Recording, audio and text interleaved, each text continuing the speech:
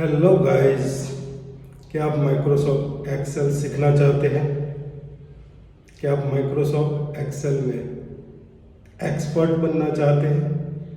क्या आप बेसिक्स से लेकर एडवांस लेवल तक सीखना चाहते हैं? तो मैं हसमुख चौधरी आपके लिए लेकर आया हूँ माइक्रोसॉफ्ट एक्सेल का पूरा कोर्स बिल्कुल फ्री। जी हाँ दोस्तों, सही सुना आपने। ये पूरा कोर्स बिल्कुल फ्री है, जिसमें मैं बेसिक लेवल से लेकर के एडवांस लेवल तक एक्सेल आपको सिखाने वाला हूँ, जिसमें मैं थियरी से लेकर के प्रैक्टिकल तक आपको सिखाने वाला हूँ। थियरी जो किसी भी कॉम्पिटिटिव एग्जाम को ट्रेस करने के लिए आपको काम लगेगी, और थियरी के साथ साथ हम प्रैक्टिकल भी करेंगे। तो कुछ ही दिनों में आप माइक्रोसॉफ्ट एक्सेल में एक्सपर्ट बन जाओगे। तो अगर आप माइक्रोसॉफ्ट एक्सेल में मास्टरी हासिल करना चाहते हो तो एक कोर्स आपके लिए परफेक्ट है।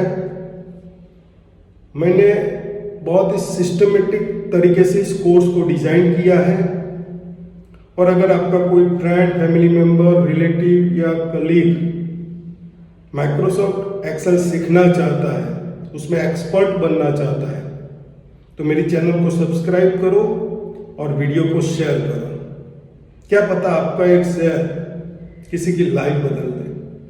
तो बिना आपका टाइम वेस्ट किए शुरू करते हैं the lecture 1, the basic introduction of Microsoft Excel.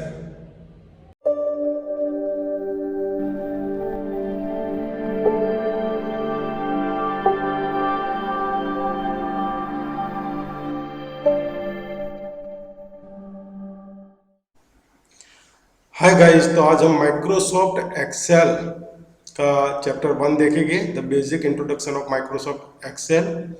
And introduction में आज हम देखेंगे कि माइक्रोसॉफ्ट एक्सेल की शीट को किस तरह से क्रिएट करते हैं, टाइटल बार क्या है, क्विक एक्सेस टूल बार क्या है, मिनिमाइज मैक्सिमाइज क्लोज बटन क्या है, रिबन क्या है, डिफरेंट टैब्स क्या है, कमांड्स क्या है, नेम बॉक्स क्या है, फॉर्मूला बार क्या है, रो, सेल एंड कॉलम क्या है, और एक्सेल वर्कबुक में जो भी डेटा हमने स्टोर किया है उसको एक्सेल की इस फाइल को सेव कैसे करते हैं। हाय गाइस, तो माइक्रोसॉफ्ट एक्सेल के चैप्टर 1 में सबसे पहले हम देखेंगे कि माइक्रोसॉफ्ट एक्सेल की फाइल को किस तरह से क्रिएट करते हैं। तो माइक्रोसॉफ्ट एक्सेल की फाइल को दो तरह से क्रिएट करते हैं। पहला तो आप स्टार्ट पर क्लिक करो, वहाँ पर माइक्रोसॉफ्ट ऑफिस में जा कर के एक्सेल को सिलेक्ट करो। तो जैसे आप देख रहे हो, एक एक्सेल वर्कबुक क्रिएट होकर के ओपन हो गई है। यहाँ पर अगर आप ऑनलाइन हो तो कुछ टेम्पलेट दिखाएंगे। अगर आपको इसके अलावा कोई टेम्पलेट चाहिए तो आप यहाँ से भी टेम्पलेट को सिलेक्ट कर सकते हो। मैं यहाँ से ब्लैंक वर्कबुक को सिलेक्ट करूँगा। तो आप देख सकते हो कि माइक्रोसॉफ्ट एक्सेल की एक ब्लैंक वर्कबुक यहाँ पर ओपन हो गई है। अब इसको सेव कैसे करेंगे दोस्तों? तो यहाँ कॉर्नर पे आप देख रहे हो कि सेव का आइकॉन दिखा रहा है। अगर आप इस पर क्लिक करोगे तो इस वर्कबुक को सेव कर सकते हो। अगर आप कंट्रोल एस प्रेस करोगे तो भी आप इस वर्कबुक को सेव कर सकते हो। और अगर आप फाइल पे जा कर के सेव पर क्लिक करोगे तो भी आप इस फाइल वर्कबुक को सेव कर पाओगे। यहाँ से आपको इसका पाथ सिलेक्ट करना है। अगर आप दिस पीसी पे क्लिक करोगे तो यहाँ पर दो फोल्डर दिखा रहा है, डेस्कटॉप एंड डॉक्यूमेंट। अगर इसके अलावा किसी फोल्डर में आपको फाइल को सेव करना है तो आपको ब्राउज में जाना है, और यहाँ पर आपको पर्टिकुलर फोल्डर को सिलेक्ट करके यहाँ पर जहाँ बुक 1 लिखा है वह आपको आपकी फाइल का नेम लिखना है और यहाँ से सेव करना है। तो इस तरह से हम फाइल को सेव कर सकते हैं। मैं अभी डेस्कटॉप पर सेव करके आपको दिखाऊंगा। मैं लिखूंगा इंट्रोडक्शन। तो फाइल का नेम मैंने इंट्रोडक्शन लिया है। यहाँ से एक्सेल वर्कबुक सिलेक्ट किया हुआ है और जैसे मैं सेव बटन पे क्लिक करूँगा, ये वर्कबुक जो है वो डेस्कटॉप पर जा कर के सेव हो गई है। देखते हैं। तो इसको क्लोज कहाँ से करेंगे, तो यहाँ राइट टॉप कॉर्नर पे क्लोज बटन है, उस पर क्लिक करेंगे तो ये वर्कबुक क्लोज हो जाएगी। तो यहाँ पर आप देख सकते हो कि इंट्रोडक्शन करके एक फाइल सेव हो गई है। जो दूसरा तरीका है, तो जहाँ पर आपको माइक्रोसॉफ्ट एक्सेल की फाइल को सेव करना है, उस फोल्डर में जाके आपको राइट क्लिक करना है, न्यू पर जाना है और माइक्रोसॉफ्ट एक्सेल वर्कशीट को सिलेक्ट करना है। तो इस तरह से एक फाइल क्रिएट हो जाएगी। आपको इसका नेम देना है, जैसे मैं यहाँ पर दे रहा हूँ लेक्चर 1 इंट्रोडक्शन। तो इस तरह से आपको नेम दे देना है और इस पर डबल क्लिक करोगे तो ये फाइल ओपन हो जाएगी। तो जैसे मैंने दोस्तों आपको बताया, ये दो तरीके से माइक्रोसॉफ्ट एक्सेल की फाइल को आप क्रिएट कर सकते हो। जैसे मैंने आपको बताया उस तरह से आप उसको सेव कर सकते हो। और लेसन 1 के लिए मैंने अलग से एक फाइल बनाई हुई है, तो मैं ओपन करता हूँ। क्योंकि जैसे मैंने आपको बताया था, मैंने माइक्रोसॉफ्ट एक्सेल के पूरे कोर्स को चैप्टर वाइज डिज़ाइन किया है और हर चैप्टर में हम थियरी भी देखेंगे एज वेल एज प्रैक्टिकल भी देखेंगे। यहाँ पर ये जो पॉइंट आप देख रहे हो, इस लेक्चर में हमें इतने पॉइंट डिस्कस करने हैं और जहाँ पर ज़रूरत पड़ेगी हम प्रैक्टिकल भी देखेंगे। तो स्टार्ट करते। सबसे पहला जो पॉइंट है, how to create Excel workbook, तो वो हमने देख लिया कि वर्कबुक को कैसे क्रिएट करते हैं। दूसरा जो पॉइंट है, how to save the Excel workbook, Excel workbook को सेव कैसे करते हैं, वो भी हमने देख लिया। थर्ड नंबर का पॉइंट है, व्हाट इज एक्सेल। तो दोस्तों, अगर हम किसी डेटा को row and column wise store करना चाहते हैं और बाद में उस पर कोई फॉर्मूला अप्लाई करना चाहते हैं या तो किसी भी तरह का कैलकुलेशन करना चाहते हैं, तो एक्सेल में ऐसे बहुत सारे फीचर्स है कि ये सारी चीज़ें हम बहुत आसानी से कर सकते हैं। तो अगर हमें डेटा को इस तरह से row and column wise store करना है तो हम उसको एक्सेल में स्टोर कर सकते हैं। आगे देखते हैं, व्हाट इज टाइटल बार। तो यहाँ पर ये आप जो ग्रीन लाइन देख रहे हो, उसको बोलते हैं टाइटल बार। और टाइटल बार में इस फाइल को आपने जिस नाम से सेव किया है वो नाम यहाँ पर टाइटल बार में दिखाएगा। फॉर एग्जांपल, मैंने इस फाइल को लेक्चर 1 माइक्रोसॉफ्ट एक्सेल इंट्रोडक्शन करके सेव किया है, तो ये यहाँ पर दिखा रहा है। इसके अलावा अगर हम बात करें तो ये मिनिमाइज बटन है टाइटल बार के राइट साइड में, इससे हम इस फाइल को मिनिमाइज कर सकते हैं।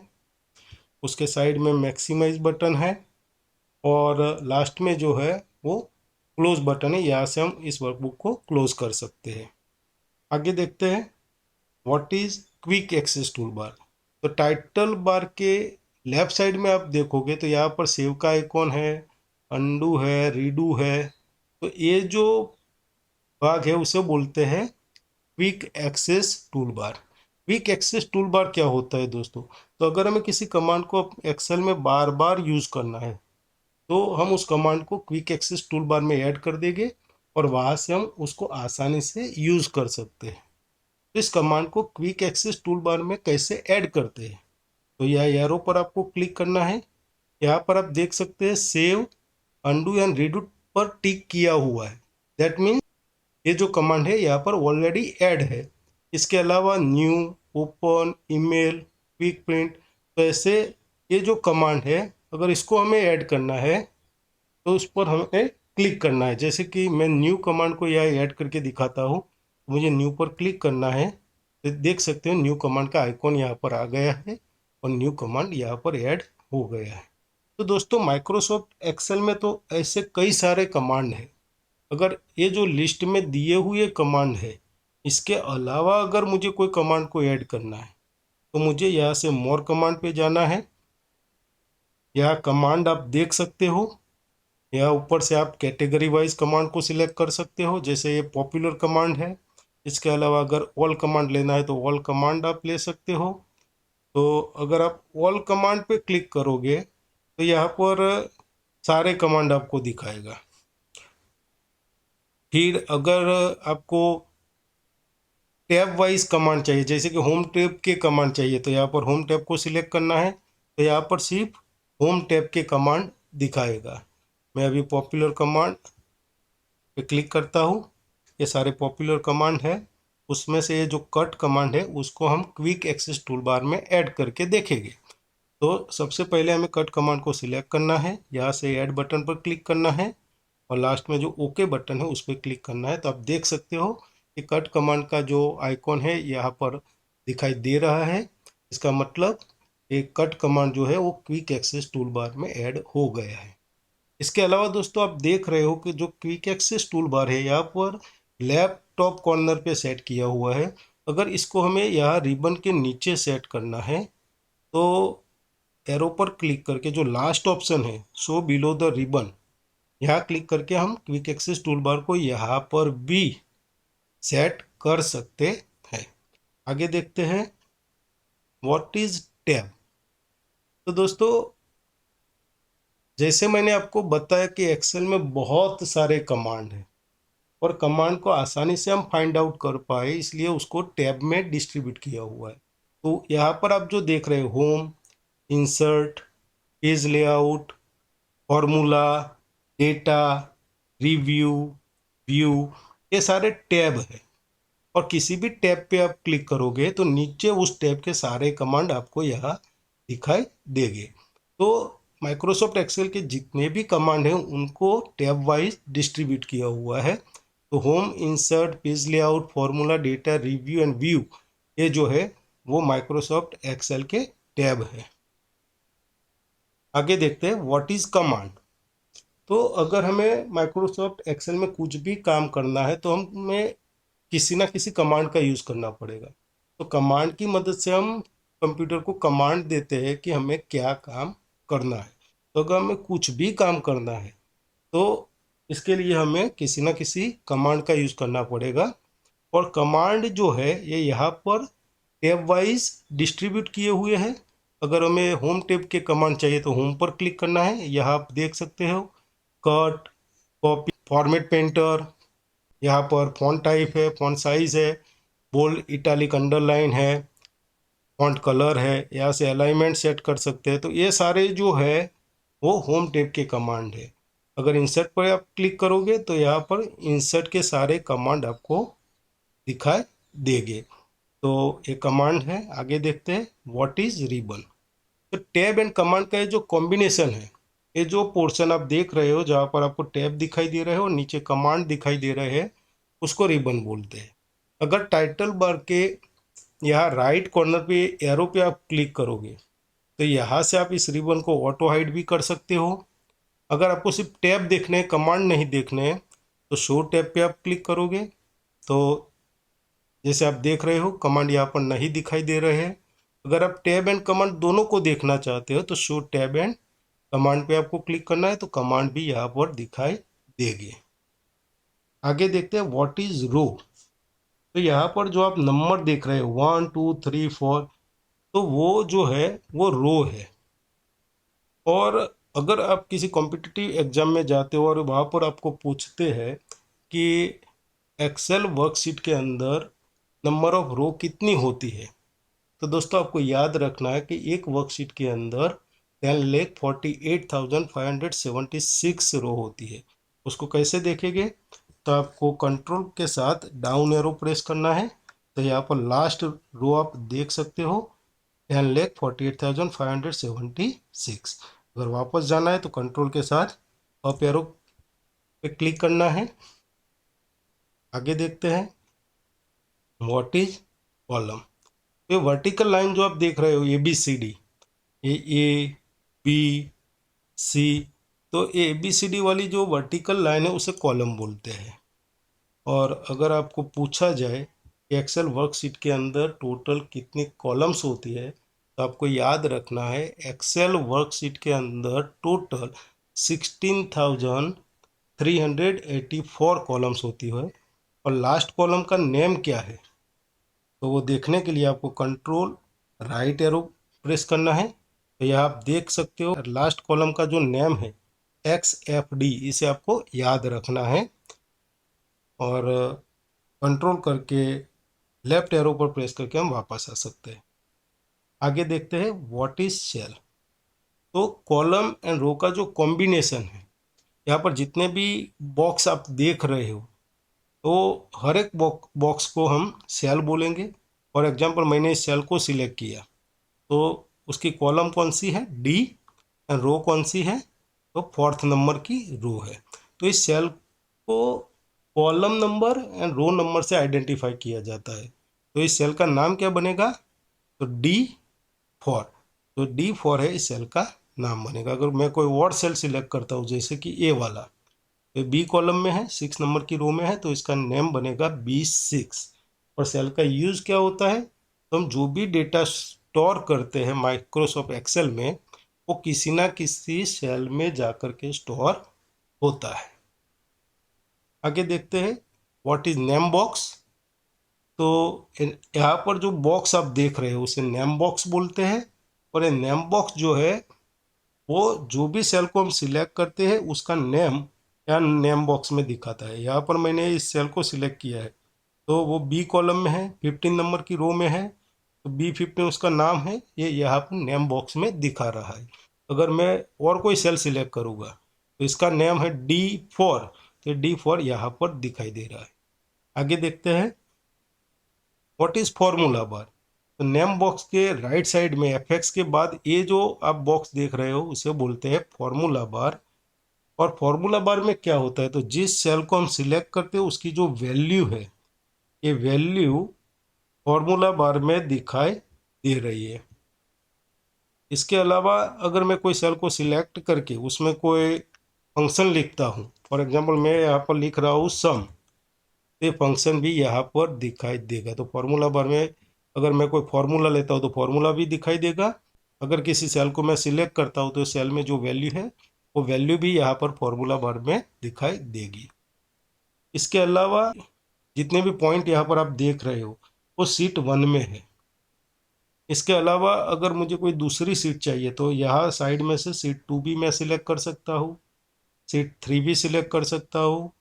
तो अगर आपको पूछा जाए कि माइक्रोसॉफ्ट एक्सेल वर्कबुक के अंदर टोटल कितनी सीट हम ऐड कर सकते हैं, तो एक माइक्रोसॉफ्ट वर्कबुक के अंदर हम टोटल 255 सीट ऐड कर सकते हैं। लेकिन मैं आपको रिकमेंड करूँगा 16 सीट से ज़्यादा ऐड नहीं करना है क्योंकि फाइल की साइज़ बहुत ज़्यादा हो जाएगी।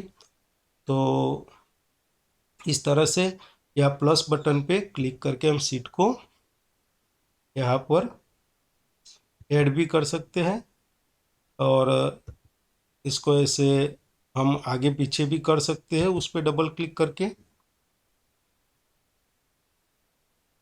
और अगर हमें किसी सीट को रिमूव करना है तो राइट क्लिक करके डिलीट पे जाके उसको रिमूव भी कर सकते हैं। अगर किसी सीट को हमें रीनेम करना है तो राइट क्लिक करके रीनेम पे जाके इस तरह से हम इसको रीनेम भी कर सकते हैं।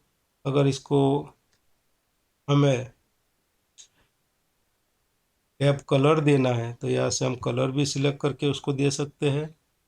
तो इस तरह से अलग अलग सीट पे हम काम कर सकते हैं। इसके नीचे जो है जहाँ पर रेडी लिखा हुआ है वो स्टेटस बार है।